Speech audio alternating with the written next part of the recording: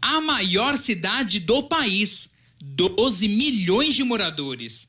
Um mundo de carros, pessoas, gastronomia, trabalho, cultura e lazer. A capital econômica do Brasil. É São Paulo a perder de vista. Uma metrópole em que grande parte dessa imponência tem origem nesse grão, o café, também conhecido por ouro negro.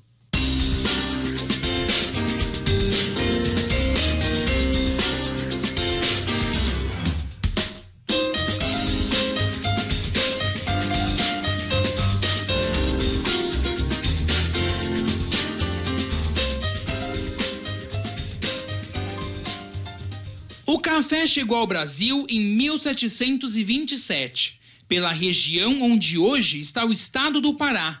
O grão passou por diversos pontos do país e os primeiros registros em São Paulo datam de 1765. De fato, havia plantações domésticas com experimentos do café, ou então como um produto, assim, uma planta de jardim. Então havia, mas nada em escala comercial. Nessa época, a cana-de-açúcar e o ouro eram os principais itens da economia, principalmente o segundo. Mas com a forte concorrência da cana enfrentada por outros países e a queda na produção mineira, o Brasil precisava encontrar um substituto de peso. É aí que aparece o café. No início, houve resistência por parte dos produtores paulistas de cana-de-açúcar. Mas o então príncipe regente Dom João VI cria uma política oficial de incentivo e distribui sementes de café para a plantação.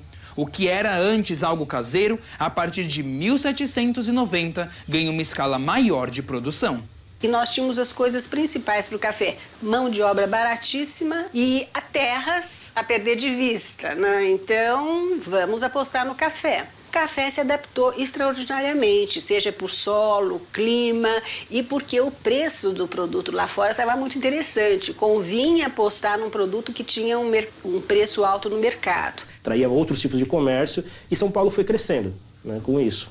Não demorou para o café se tornar o principal produto da economia brasileira.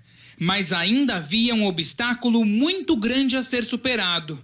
Plantado no interior do estado e exportado em Santos, o café demorava dias para chegar ao litoral. O transporte, muitas vezes, era feito por mulas, que carregavam pouca quantidade de carga, e não era raro parte do produto cair e ficar pelo caminho. A solução encontrada foi uma novidade que chegara ao Brasil em 1854 e anos mais tarde a São Paulo: o trem. Naquela época, né, estamos falando de 1864, quando a ferrovia chega aqui no estado, né, você tem a ferrovia era o progresso. A ferrovia foi decisiva para esses caminhos que o café vão tomar e que vão, de uma certa forma, desenhar o estado em termos de regiões culturais, inclusive. Então, com a chegada da ferrovia, a partir do final do século XIX, começo do século XX, São Paulo começa a crescer definitivamente. Além de levar o progresso por onde seus trilhos passassem, a ferrovia do café foi transporte também para uma nova gente que chegava ao Brasil. Na verdade, as ferrovias foram construídas para poder levar realmente as cargas de café para o Porto de Santos e, do lado ao contrário, levar os próprios imigrantes que chegavam ao Brasil. E essa mão de obra, basicamente, com a Europa em crise, né, no começo do século XX, ou no final do século XIX, essa mão de obra era farta.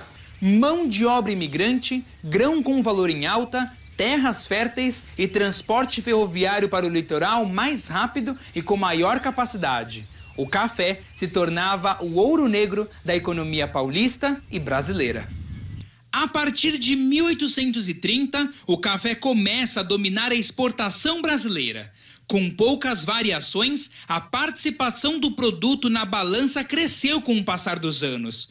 O ápice aconteceu na década de 20, quando o grão chegou a ser responsável por cerca de 70% dos produtos que saíam do país. Os fazendeiros com maior visão souberam diversificar o capital do café.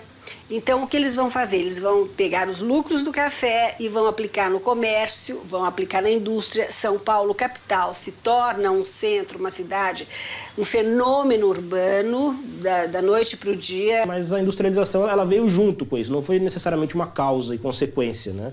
Você já tinha uma cidade começando a se industrializar e ela foi se industrializando cada vez mais.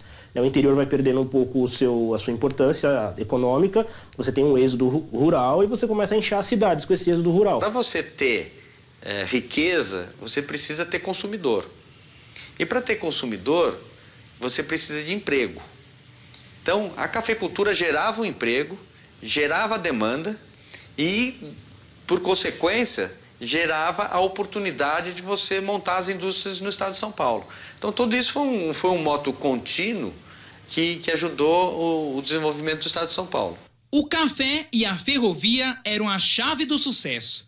Por onde eles passavam, geravam muitas riquezas. E São Paulo foi diretamente beneficiada por essa dupla.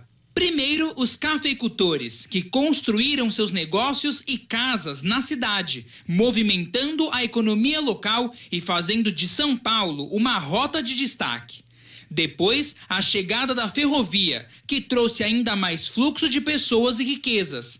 E ainda os lucros do grão, que fomentaram a indústria e propiciaram investimentos para modernizar a capital. São Paulo chegou a outro patamar. O crescimento foi tanto que houve uma época em que 3 casas eram construídas a cada minuto, em média, aqui na capital. O café era importante, sinônimo de sucesso, que até os prédios erguidos na época homenageavam o grão. É interessante como as famílias e os donos dos bancos também construíam as coisas num sentido de para sempre, né? Hoje é uma outra marca, mas eles deixaram aqui os frutos do café e também tem um algodão. E a gente fica com esses símbolos pela cidade que fica sempre um convite para a gente ter um olhar um pouquinho mais atento. Acima do portal de entrada você tem a ilustração da atividade do café, né? O plantio, os animais com as sacas de café. Na outra extremidade da figura, os homens peneirando, vários elementos ornamentais, né? Vários enfeites que reforçam essa ideia de prosperidade que o café e a agricultura trouxe para a nossa sociedade, que estão representados nessas correntes que lembram guirlandas de Natal. Mais que prédios, o grão foi representado no símbolo da cidade, na bandeira da capital paulista. Se você vê lá uma flâmula de café, é porque realmente o café teve uma importância e ainda tem uma importância muito grande. Mas a época de fartura cafeira estava com os dias contados. Em 1929, o crash na Bolsa de Valores de Nova York produziu uma crise internacional que afetou diretamente nosso país e o grão. O café foi ficando de lado e perdendo participação. O Brasil, que era líder mundial de produção de café, declinou. Com o passar dos anos, a participação do produto na economia nacional só decaiu. Mas apesar da queda, o Brasil ainda continua líder mundial, com mais de 30% de participação.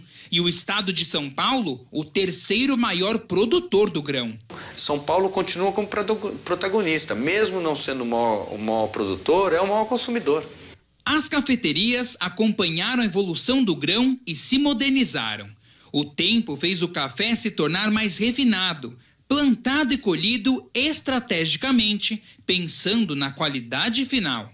O Brasil já sempre foi quantidade e sem se preocupar muito com a qualidade. E isso está se invertendo hoje, né? Porque justamente se percebeu que para estarmos bem cotados, precisamos realmente cultivar com qualidade e ainda que seja em pequenas proporções em relação àqueles grandes latifúndios que se tinha antigamente. Qualidade que virou diferencial de mercado, que fez surgir novos tipos, novas misturas.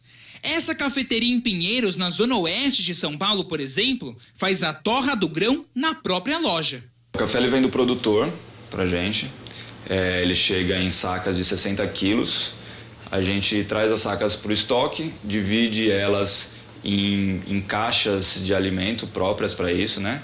Quando a gente vai fazer a torra, a gente separa em bateladas de 4, 6, 7 quilos E a gente faz todo o processo de torra, que é colocar o café verde aqui no torrador, ele passa por um processo de torra e a gente solta ele já pronto. Depois que ele passa pelo torrador, a gente faz uma catação para selecionar só os melhores grãos e dentro disso a gente faz a pesagem e distribuição para os nossos clientes. A maior importância de a gente fazer isso é porque todo o controle é nosso, então a gente garante a nossa qualidade pelo controle estar aqui dentro.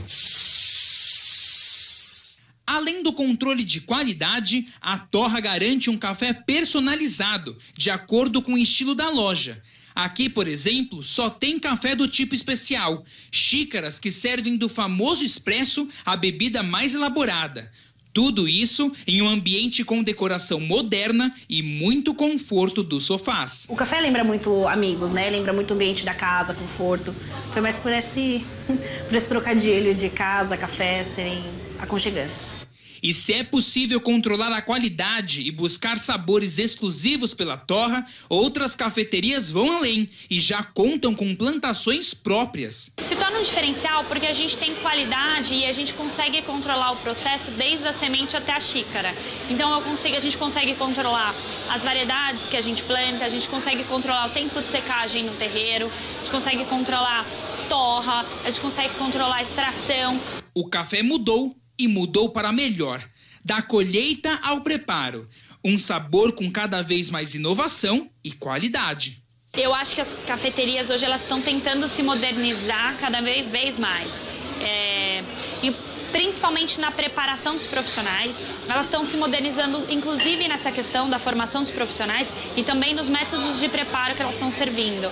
São quase 3 séculos de história do café aqui no país. Um grão que chegou sem grandes pretensões, mas se tornou o principal produto da economia brasileira.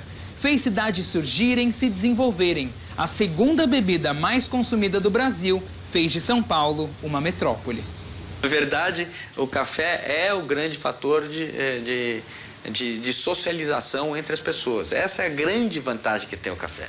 Segure uma xícara de café em suas mãos e você está com a história nas mãos.